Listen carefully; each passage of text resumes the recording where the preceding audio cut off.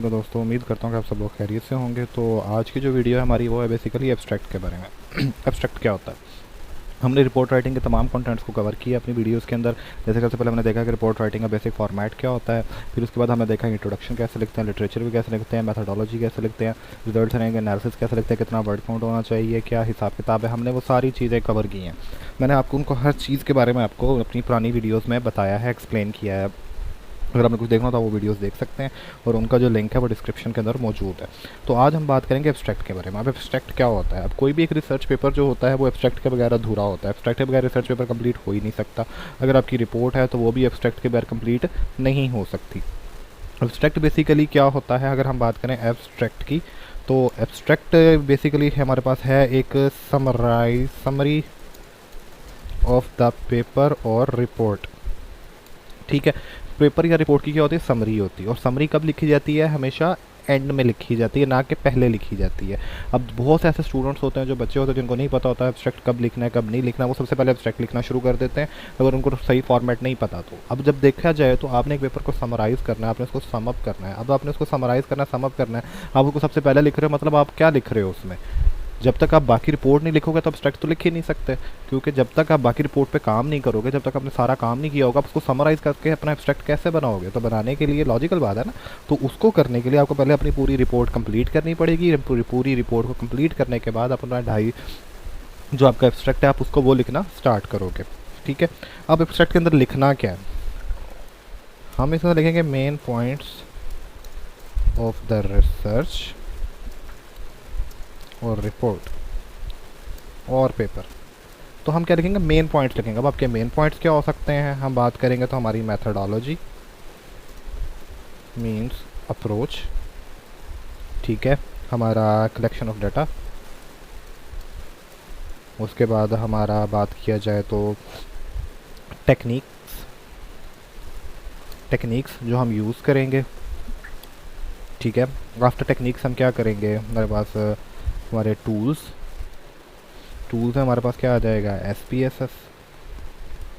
उसके बाद हमारे पास एक्सेल, समथिंग लाइक दिस, इस तरह के टूल्स आ जाएंगे। तो हम ये सारी चीज़ें हमारी इसके एब्स्ट्रैक्ट के अंदर लिखेंगे। फिर हम अपनी फाइंडिंग्स लिखेंगे। ठीक है, फाइंडिंग्स के बाद हम अपनी जो ओवरऑल इसको कंक्लूड कर देंगे। तो ये जो चीज़ होती है हमारे पास, इसकी सारी चीज़ें मिलके क्या बनाती हैं? एब्स्ट्रैक्ट बनाती हैं। अब जो हमारे पास एक अच्छा एब्स्ट्रैक्ट होता है, हम उसको कितने वर्ड काउंट में मैक्सिमम काउंट करते हैं, कितने वर्ड काउंट में लिखना चाहिए। तो अब बेसिकली क्या होता है, बच्चे होते हैं वो 1.5 पेज का एब्स्ट्रैक्ट लिख देते हैं, एक पेज का एब्स्ट्रैक्ट लिख देते हैं। नहीं, यूँ नहीं करना आपने, ये चीज़ गलत है। एब्स्ट्रैक्ट जो लिखना बेसिकली एक अच्छा जो एब्स्ट्रैक्ट होता है ना, वो जो होता है वो हमारे पास 200 से 300 वर्ड्स के दरमियान होता है। 200 से 300 वर्ड्स इनफ होते हैं एक एब्स्ट्रैक्ट को एक्सप्लेन करने के लिए। अगर हम बात किया जाए तो पर पेज हमारा जो वर्ड काउंट होता है ना, पर पेज वर्ड काउंट होता है 250। अब 250 वर्ड काउंट पर पेज होता है, तो मतलब अगर आप एक पेज का लिखोगे तो आपका 250 वर्ड काउंट आएगा, तो वो 250 से 200 से 300 के बीच में, और वो आपका एब्स्ट्रैक्ट होता है, क्योंकि आपने उसके अंदर सारी मेन बातें लिखनी होती हैं।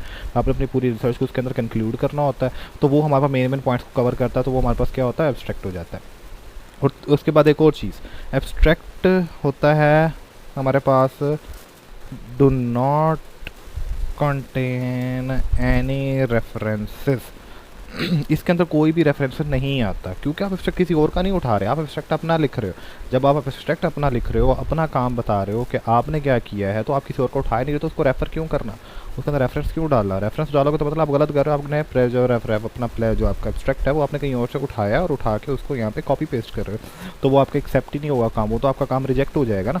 तो ये चीज़ है। अब एब्स्ट्रैक्ट अगर इसमें देखो, और एक और चीज़, बच्चे कहते हैं कि अक्सर स्टूडेंट्स को ये नहीं पता होता कि हमारी जो रिसर्च है, अब जो रिसर्चर है, जो एग्जामिनर है, जो हमारा वो वाइवा ले रहा है, तो वो बेसिकली हमारे पेपर को रीड कैसे करेगा या हमारी रिसर्च को कैसे रीड करेगा? तो उसको वो इस तरह से रीड करता है कि वो सबसे पहले आपके एब्स्ट्रैक्ट को पढ़ता है और आपके कंक्लूजन को पढ़ता है। इन दो चीज़ों को पढ़ता है तो उसको पूरी रिसर्च समझ में आ जाती है। अब वो वहाँ पे अगर उसके पास 2 घंटे का टाइम हो, तो 2 घंटे में 50 से 60 बच्चों का वाइवा लेना है, तो वो पूरी रिसर्च तो पढ़ने से रहा ना आपकी, कि आपकी 250-300 पेजेस की रिपोर्ट पढ़ेगा, वो कभी भी नहीं पढ़ेगा।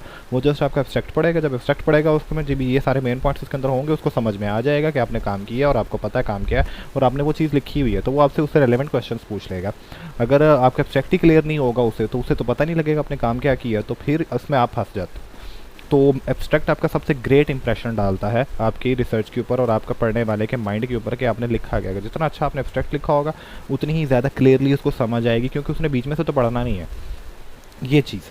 तो अब उसके बाद हमारे पास क्या होता है, इससे मज़ीद हम क्या कवर कर सकते हैं एब्स्ट्रैक्ट के अंदर। ऑलमोस्ट हमने सारा एब्स्ट्रैक्ट कवर कर ही लिया है, अब इसके अंदर कुछ रहता तो नहीं है, बट मज़ीद मैं आपको इसमें ये चीज़ें बता दूँ कि हमारा अगर फॉर्मेट है तो हमारे साथ पहले मैंने आपको बताया था हमारा कवर पेज होता है, फिर हमारे पास हमारा एक्नॉलेजमेंट होता है, फिर हमारे पास हमारा एब्स्ट्रैक्ट होता है, फिर टेबल ऑफ कंटेंट होता है, फिर लिस्ट ऑफ फिगर्स होती है, फिर लिस्ट ऑफ टेबल होती है, फिर इंट्रोडक्शन, फिर लिटरेचर व्यू, फिर आपकी बॉडी के अंदर हमारे पास मैथडोलॉजी आता है, रिजल्ट्स एंड फाइंडिंग्स आती हैं, और हमारे पास उसके बाद हमारे पास एनालिसिस का चैप्टर आ जाता है और डिस्कशन, और लास्ट में हमारे पास कंक्लूजन होता है जो हमारे पास फिर बिब्लियोग्राफी और अपेंडिक्स ए बी सी और जो भी होता है वो सारी चीज़ें।